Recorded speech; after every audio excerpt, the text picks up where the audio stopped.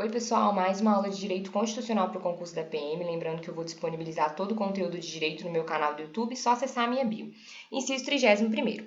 A sucessão de bens de estrangeiros situados no país será regulada pela lei brasileira em benefício do cônjuge ou dos filhos brasileiros, sempre que não lhes seja mais favorável a lei pessoal do decujus. Esse inciso ele vai estabelecer sobre sucessão de bens, que seria a transferência do patrimônio após a morte, ou seja, é a herança.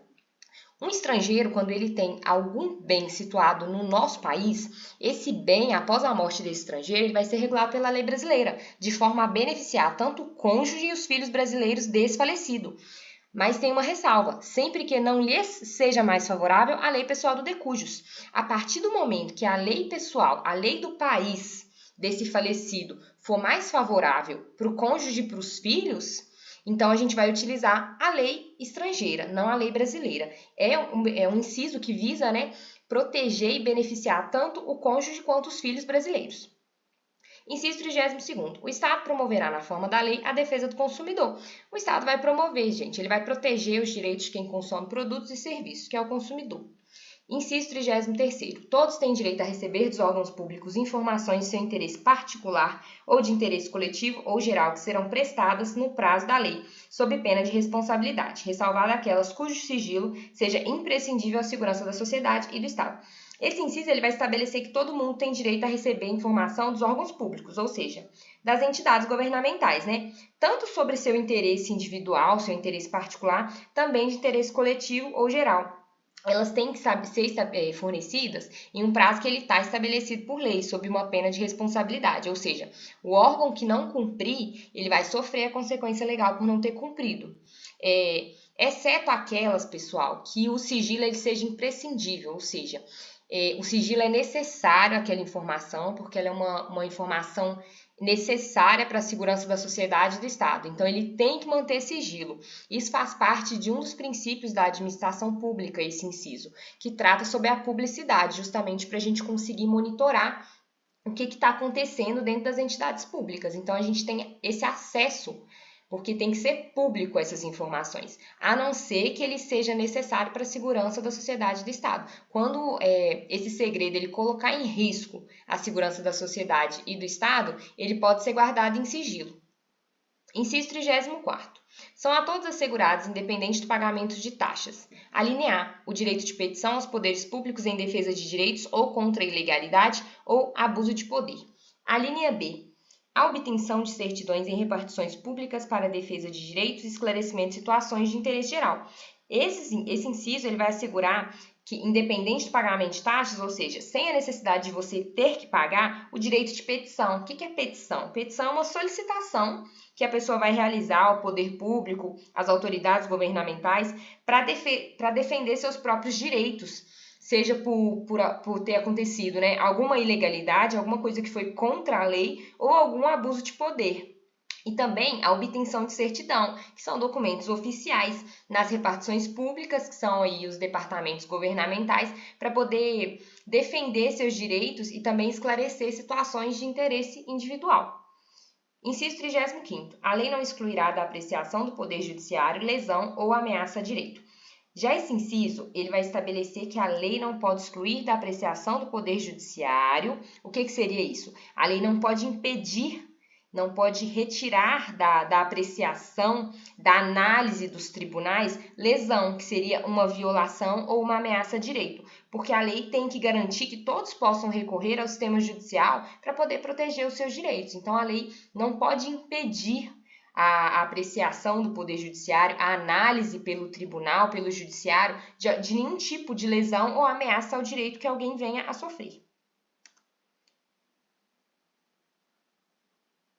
Inciso 36º. A lei não prejudicará o direito adquirido, o ato jurídico perfeito e a coisa julgada.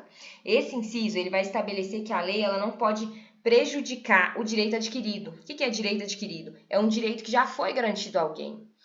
O ato jurídico perfeito, o que seria isso? É um ato que foi realizado de acordo com a lei vigente naquela época, então ele está certinho. E a coisa julgada, que é uma decisão judicial final e ela não pode ser mudada, em última instância, foi a última decisão judicial, ela não pode ser alterada. É a decisão final. Inciso 37º. Não haverá juízo ou tribunal de exceção. Já esse inciso ele vai estabelecer que a gente não pode simplesmente criar um juizado ou um tribunal de exceção, que seria para julgar um caso em específico que é fora das normas comuns. A gente tem que garantir que todos vão ser julgados pelas mesmas leis e os mesmos tribunais que já são existentes e vigentes. Inciso 38º. É reconhecida a instituição do júri, com a organização que lidera a lei, asseguradas a linha A, a plenitude de defesa, a linha B, o sigilo das votações, a linha C, a soberania dos veredictos, a linha D, a competência para o julgamento dos crimes dolosos contra a vida. Esse inciso ele vai reconhecer a instalação do júri. O que é o júri? O júri é um grupo de cidadãos que vai julgar determinados crimes com a organização dada pela lei. Que nem a gente assiste naqueles filmes americanos que tem o júri e o júri faz a votação. Isso também tem aqui no Brasil. E ele ocorre em crimes dolosos contra a vida. Ele garante a linha A, né? A plenitude de defesa. Isso é o direito completo à defesa. Então, o réu ele vai ter o direito a se defender. A linha B, o sigilo das votações. O voto dos jurados ele é sempre sigiloso, ele é sempre mantido em segredo. A linha C, a soberania dos veredictos. As decisões dos jurados, pessoal, elas não podem ser alteradas por outras instâncias. Então, é soberano. A decisão dos jurados ela é soberana, ela não pode ser alterada. A linha D, a competência para o julgamento, como eu mencionei, dos crimes que são dolosos contra a vida. O que são crimes dolosos contra a vida? São crimes intencionais que resultaram na morte de alguém. Então, precisa ter dolo, precisa ter a intenção, a vontade de matar. Inciso 39º. Não há crime sem lei anterior que o defina, nem pena sem prévia cominação legal. Já esse inciso ele vai estabelecer que não pode ocorrer crime sem que exista uma lei anterior que o defina. É o princípio da legalidade. Para ser crime, você precisa ter uma lei que determina que aquilo é crime. Nem pena sem prévia cominação legal. A punição, pessoal, ela só pode ocorrer se ela estiver prevista em lei antes do ato ser cometido. Inciso 40º. A lei penal não retroagirá, salvo para beneficiar ao réu. Inciso importantíssimo para a PM, cai todos os anos. Esse inciso ele vai estabelecer que a lei penal ela não retroagirá, ou seja, ela não pode ser aplicada a um crime, a um fato que ocorreu antes dela começar a ser vigente. Se eu criar uma lei hoje, ela não pode retroagir, ela não pode começar a atuar sobre crimes que foram cometidos antes dela de fato se tornar um crime. Antes daquilo de fato estar na lei, salvo para beneficiar o réu, que é o acusado.